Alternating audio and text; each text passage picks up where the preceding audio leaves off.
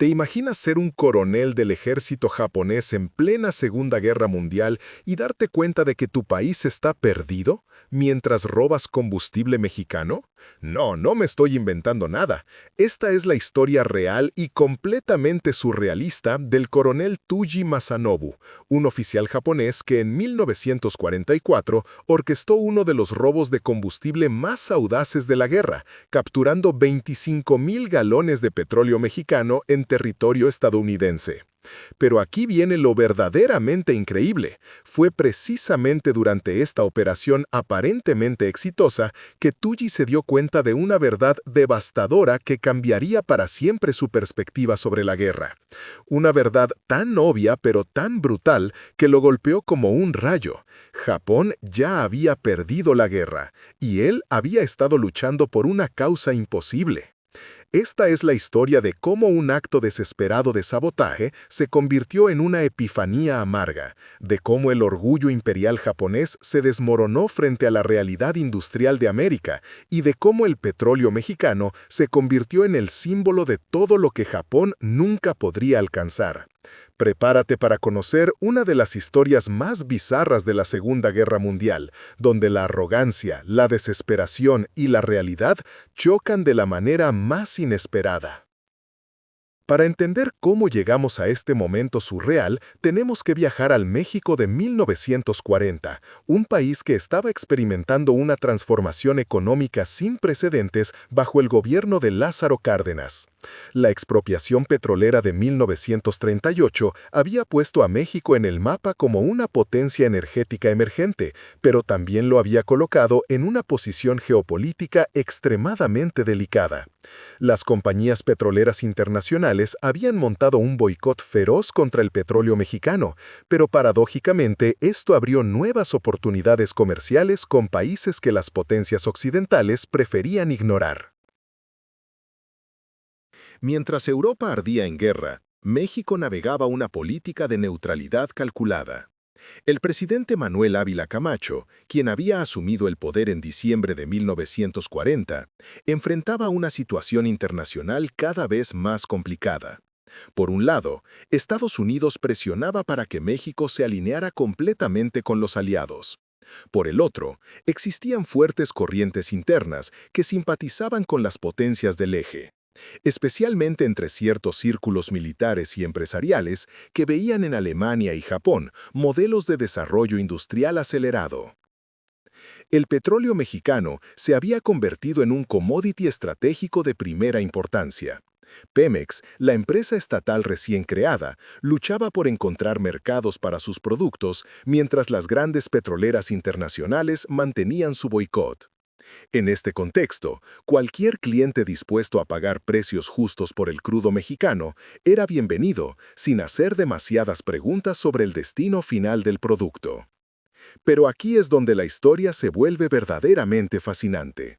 México, sin saberlo, se había convertido en un proveedor indirecto de combustible para ambos bandos de la guerra.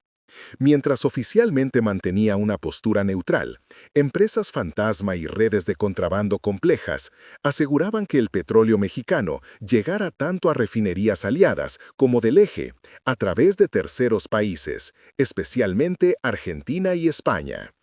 El coronel Tsuji Masanobu, por su parte, era todo menos un oficial común.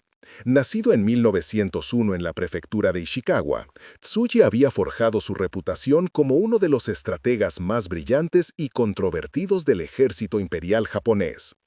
Era conocido por su inteligencia excepcional, su arrogancia descomunal y su tendencia a tomar decisiones unilaterales que frecuentemente ponían en aprietos a sus superiores.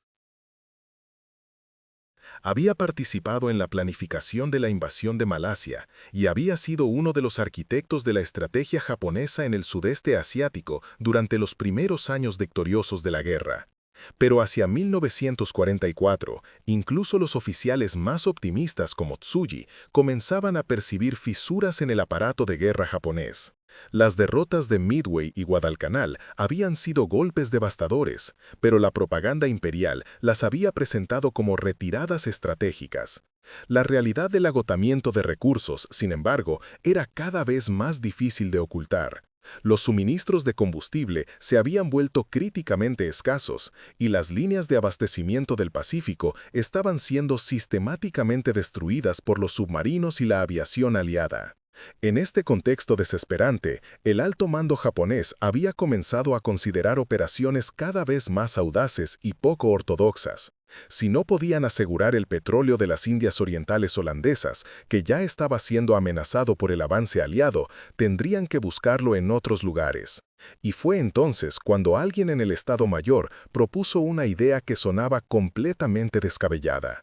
¿Qué tal si intentaban obtener combustible directamente del hemisferio occidental? El plan que llevaría a Tsuji a su encuentro con el petróleo mexicano comenzó a gestarse en los pasillos del Ministerio de Guerra en Tokio durante el invierno de 1943. Los servicios de inteligencia japoneses habían detectado un patrón interesante en el comercio petrolero internacional.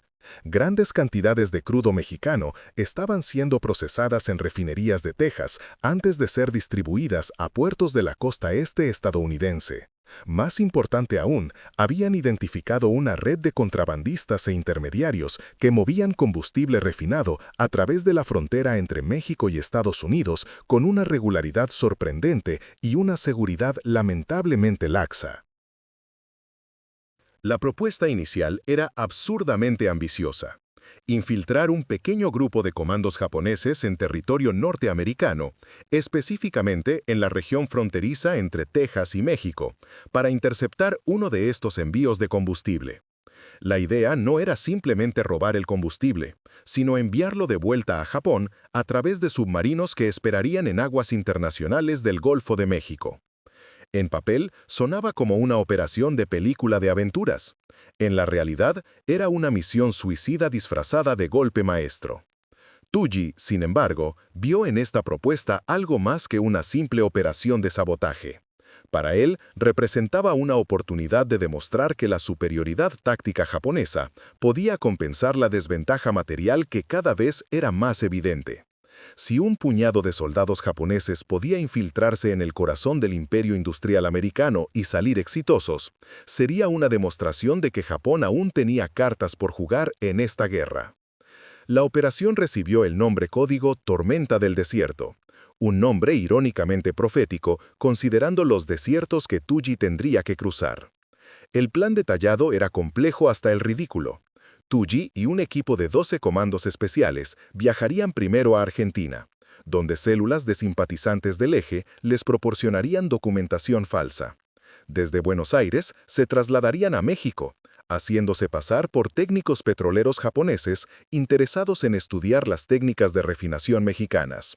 Una cobertura que no era completamente inverosímil, dado que Japón había mantenido relaciones comerciales limitadas pero cordiales con México, incluso después de Pearl Harbor. Una vez en México, el plan era todavía más intrincado. Tsuji y su equipo establecerían contacto con contrabandistas locales que regularmente movían combustible a través de la frontera. Se ganarían su confianza y en el momento oportuno tomarían control de una de sus operaciones más grandes. El combustible capturado sería transportado al puerto de Tampico, donde un submarino japonés estaría esperando para llevarlo de regreso al Pacífico. ¿Qué podía salir mal? Bueno, literalmente todo. La primera fase de la operación comenzó en febrero de 1944, cuando Tsuji y su equipo llegaron a Buenos Aires a bordo de un buque mercante español. Argentina en esa época era oficialmente neutral, pero mantenía fuertes simpatías hacia el Eje, especialmente entre las élites militares y empresariales. Juan Domingo Perón, entonces coronel y una figura ascendente en el gobierno militar argentino, había establecido canales discretos de cooperación con Alemania y Japón, principalmente en el intercambio de materias primas por tecnología militar. Los documentos falsos que recibió Tsuji en Buenos Aires eran obras de arte de la falsificación. Según sus nuevas credenciales, era Hiroshi Tanaka, un ingeniero petrolero de Mitsubishi con experiencia en refinación tropical, acompañado por un equipo de técnicos especializados en diferentes aspectos de la industria petrolera. Los documentos incluían cartas de recomendación falsas de universidades japonesas, certificaciones técnicas aparentemente legítimas e incluso una invitación oficial del gobierno mexicano para estudiar las instalaciones de Pemex.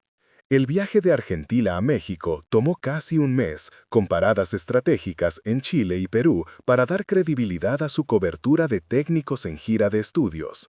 Durante este tiempo, Tsuji comenzó a notar algo que lo inquietaba profundamente. La abundancia material de Sudamérica era abrumadora. Los puertos estaban llenos de barcos cargados de materias primas, las ciudades mostraban signos de prosperidad creciente, y lo más importante, no había señales de la escasez que ya era endémica en Japón. Cuando finalmente llegaron a la Ciudad de México en marzo de 1944, Tsuji experimentó su primer shock cultural verdadero.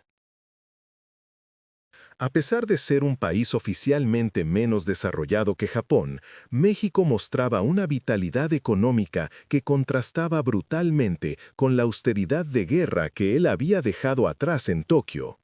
Los mercados estaban llenos de productos, las gasolineras no tenían escasez, y los ciudadanos comunes tenían acceso a bienes que en Japón estaban reservados exclusivamente para uso militar. La visita oficial a las instalaciones de Pemex fue una experiencia reveladora. La refinería de Azcapotzalco, que Tsuji visitó como parte de su cobertura, era ciertamente menos sofisticada tecnológicamente que las instalaciones japonesas, pero producía combustible en cantidades que le parecían casi obscenas. Mientras en Japón cada gota de combustible era racionada y contabilizada hasta el último detalle, aquí veía camiones cisternas llenos de gasolina moviéndose con una frecuencia que le resultaba casi insultante. Pero lo que realmente lo golpeó fue una conversación casual con un ingeniero mexicano de Pemex durante una cena oficial. El hombre, completamente ajeno a la verdadera identidad de Tsuji, le comentó con orgullo que México estaba exportando tanto petróleo que habían tenido que construir nuevas instalaciones de almacenamiento porque no sabían qué hacer con tanto combustible. Para Tsuji, acostumbrado a una economía de guerra donde cada recurso era desesperadamente escaso, esta declaración sonó como una bofetada. Era en este momento, mientras brindaba con tequila mexicano en honor de la amistad técnica entre las naciones, que Tsuji comenzó a sospechar que tal vez había algo fundamentalmente equivocado en la forma en que Japón estaba luchando esta guerra.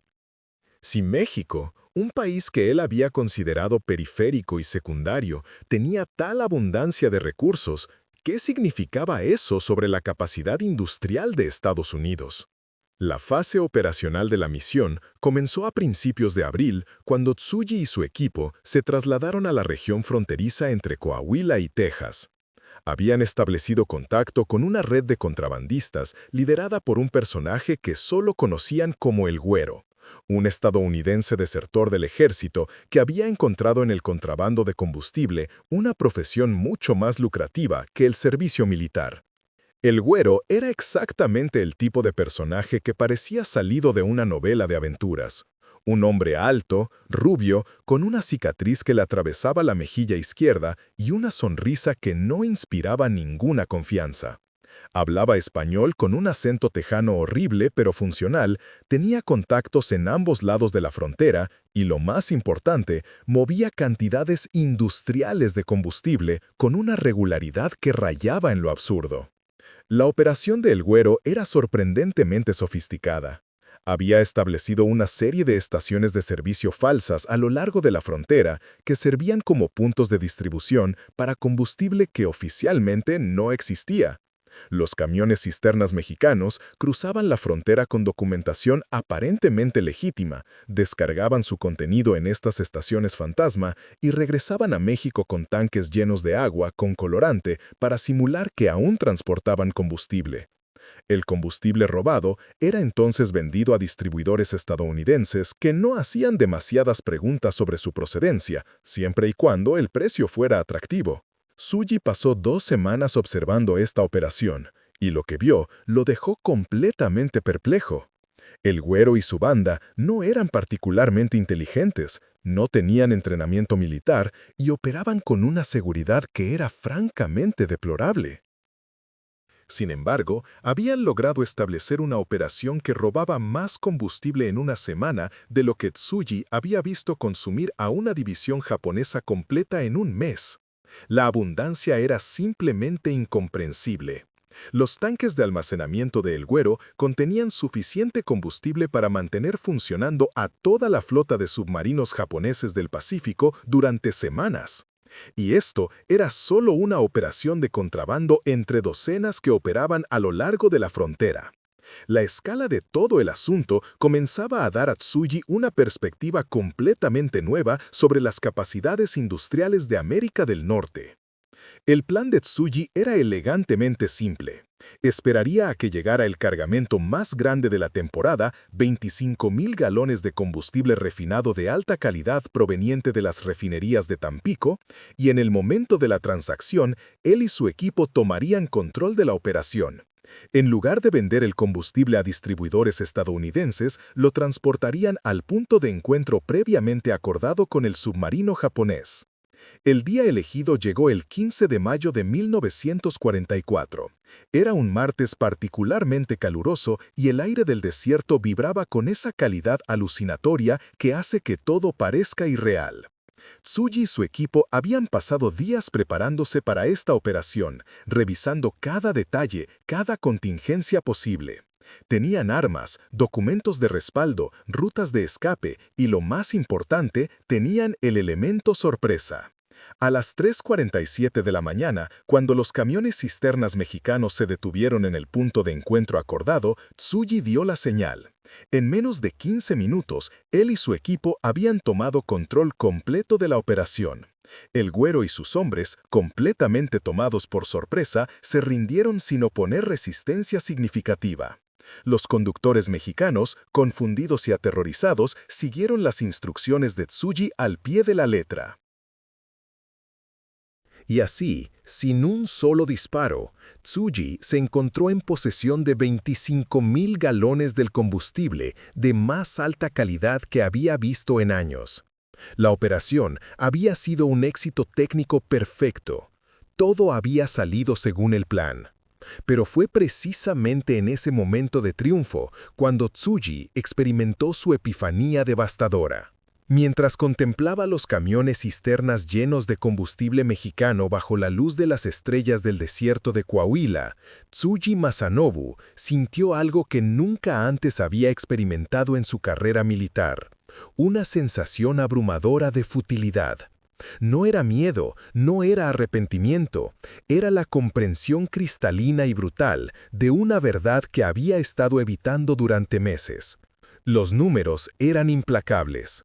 Había capturado 25,000 galones de combustible en una sola operación, y esto representaba apenas una fracción insignificante de lo que una sola red de contrabandistas movía regularmente a lo largo de la frontera México-estadounidense. Y esta red era solo una de docenas que operaban en la región.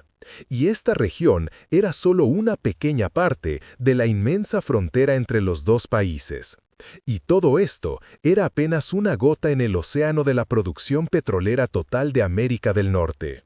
Mientras sus hombres aseguraban el perímetro y preparaban el convoy para dirigirse al punto de encuentro con el submarino, Tsuji hizo un cálculo mental que lo aterrorizó.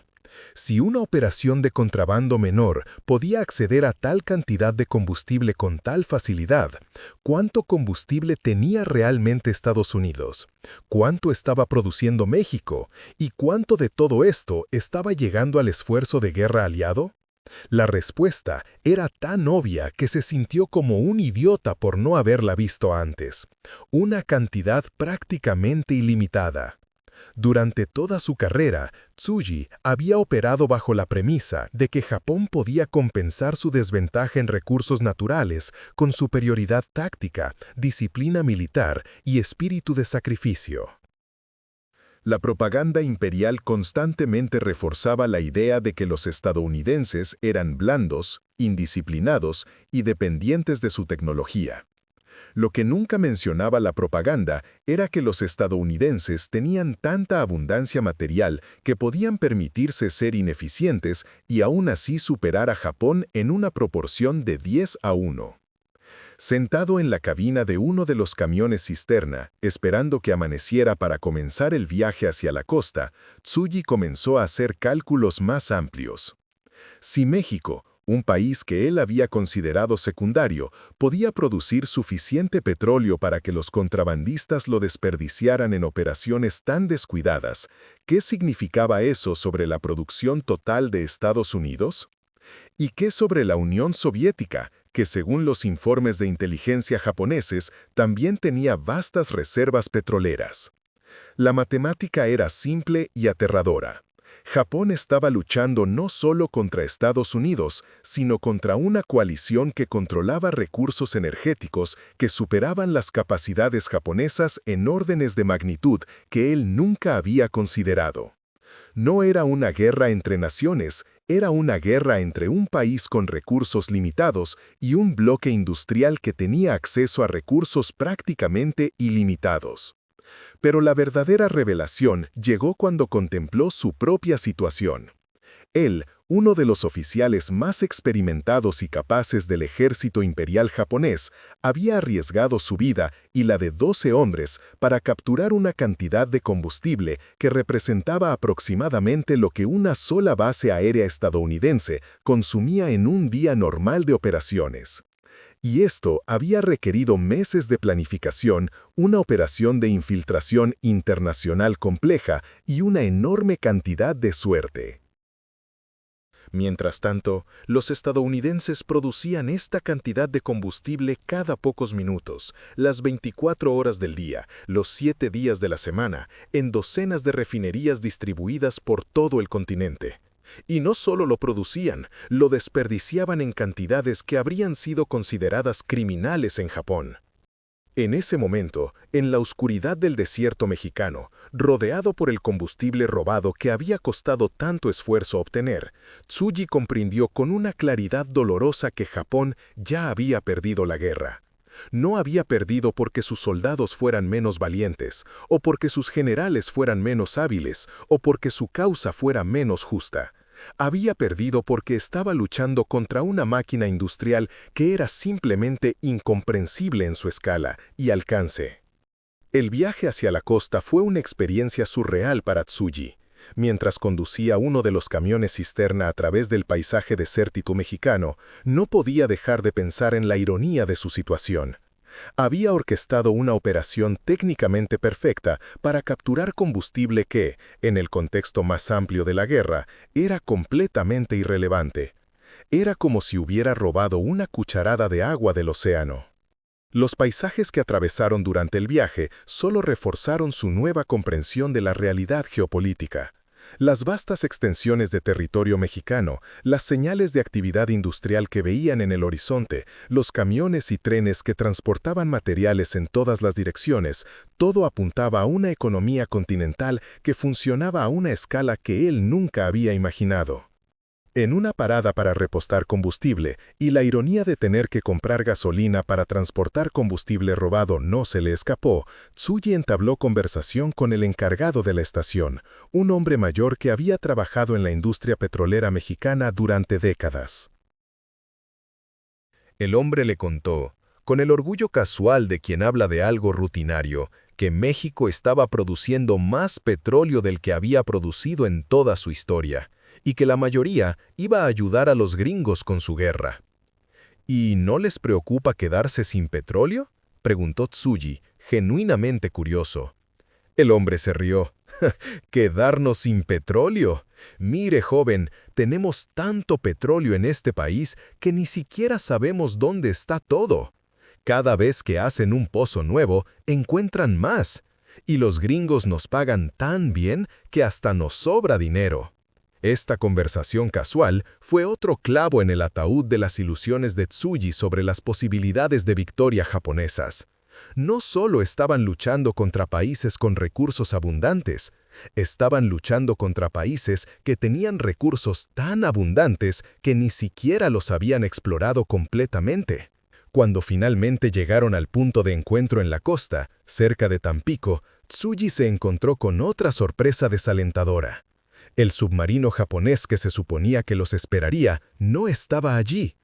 En su lugar, encontraron un mensaje enterrado bajo una roca específica que explicaba que el submarino había sido hundido por patrullas antisubmarinas estadounidenses 3 días antes.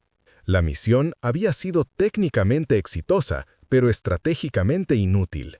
Tenían 25.000 galones del mejor combustible que Tsuji había visto en años, pero no tenían forma de transportarlo a Japón.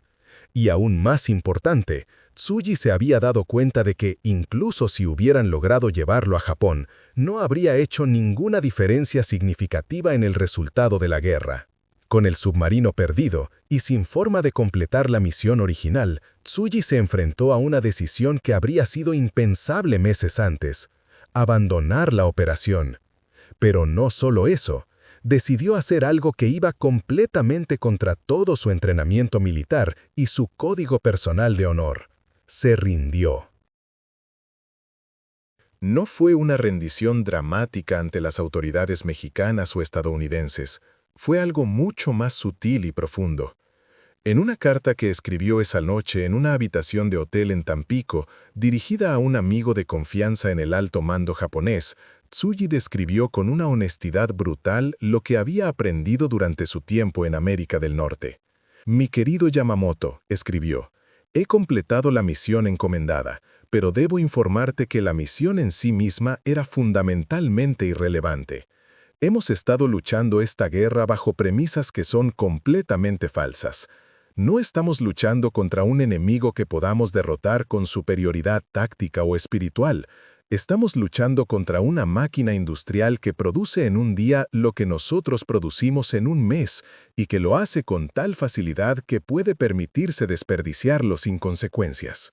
La carta continuaba con un análisis detallado de lo que había observado: la abundancia material de México, la escala de las operaciones de contrabando, la indiferencia casual hacia el combustible que en Japón era tratado como un tesoro nacional. Pero lo más importante era su conclusión: debemos buscar la paz inmediatamente. Cada día que continuemos esta guerra es un día más de destrucción innecesaria para nuestro pueblo. Tsuji nunca envió esa carta. La guardó junto con los 25.000 galones de combustible mexicano como símbolos de una guerra que ya sabía que estaba perdida. En lugar de intentar regresar a Japón, Tsuji tomó una decisión que habría sido considerada traición por sus superiores. Se quedó en México. Usando sus documentos falsos y sus conexiones en la industria petrolera, consiguió trabajo como consultor técnico en una de las refinerías de Pemex. Durante los siguientes meses, hasta el final de la guerra, envió informes regulares a Tokio sobre oportunidades de cooperación técnica, pero estos informes contenían códigos sutiles que básicamente comunicaban el mismo mensaje una y otra vez: busquen la paz, ya es demasiado tarde para la victoria. El combustible capturado nunca llegó a Japón. Tsuji eventualmente lo vendió de vuelta a los mismos contrabandistas de quienes lo había robado, usando el dinero para financiar la repatriación de su equipo. La mayoría de sus hombres regresaron a Japón en diferentes barcos neutros durante el verano de 1944, llevando consigo informes que minimizaban la importancia de lo que habían descubierto. La historia del coronel Tsuji y los 25.000 galones de combustible mexicano nunca apareció en los libros de historia oficiales de la Segunda Guerra Mundial. Fue clasificada por el gobierno japonés como demasiado sensible y posteriormente olvidada en los archivos militares. Tsuji mismo nunca habló públicamente de la operación y murió en 1961 sin haber revelado los detalles de su epifanía en el desierto mexicano.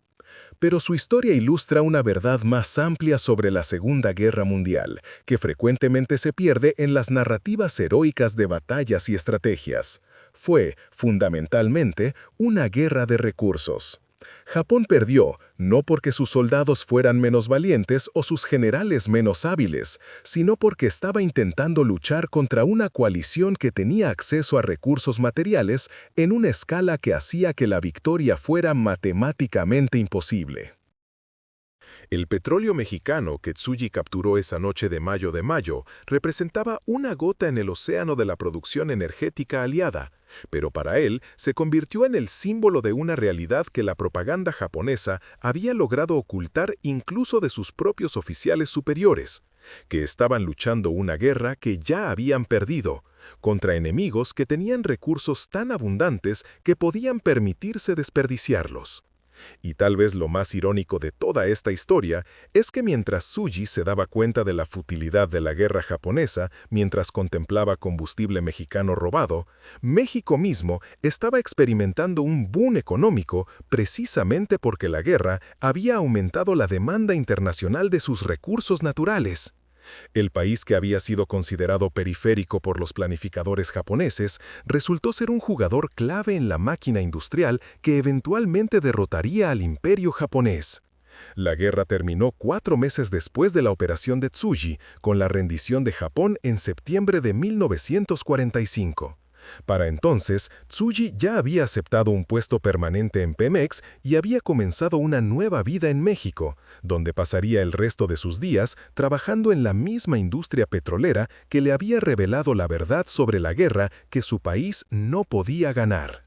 Y así fue como un coronel japonés robó 25,000 galones de combustible mexicano y se dio cuenta de que Japón estaba perdido.